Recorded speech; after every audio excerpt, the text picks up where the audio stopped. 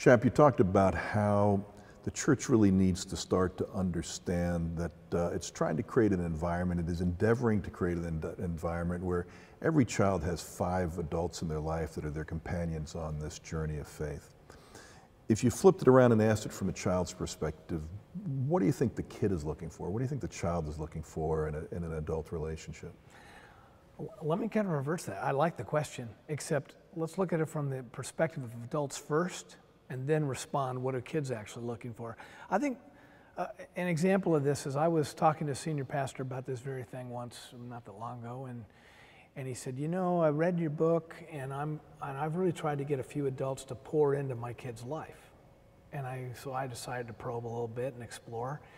And I go, what do you mean by that? And he goes, well, for my boys, I want some men to just speak into their lives, which is rhetoric I've heard for a long time.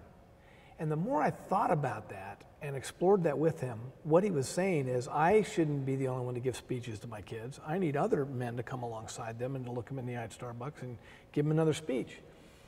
That's really not what we're talking about. We're talking about a group of people that organically, so that it's like a friend of a parent. It may be their Sunday school teacher from 3rd grade that they've rebuilt a relationship with in 10th grade. It might be a neighbor who happens to go to the church but also knows the family, so there's a family connection. And organically, these people, instead of trying to speak into kids' lives, they learn the task of presence and listening. How do adults take a kid seriously? By they provide enough of a trusting environment where the kid will go, if I can really trust you, they'll never say that, but if they can really trust you, then they will not only open up, they will spill their guts all over the place. Because kids are just waiting with bated breath to be able to share their story with somebody that doesn't have an agenda for them. It's almost across the board.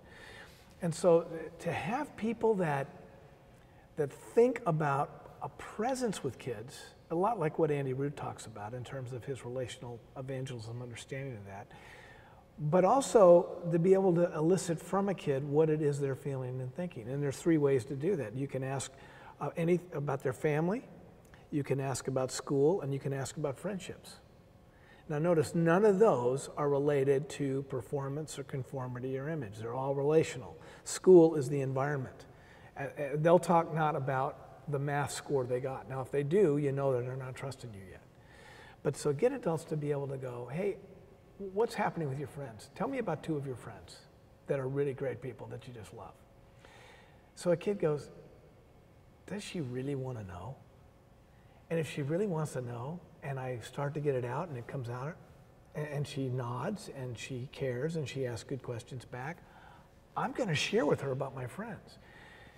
And those little baby steps make a huge difference in the life of a kid because they actually believe that an adult is not just there to speak into them, but an adult is there to actually support them, like the passage that I read this morning, 1 Thessalonians 2. Like a father, we were there to encourage and comfort you. Encouragement and comfort, that's the bottom line for what adults bring to kids.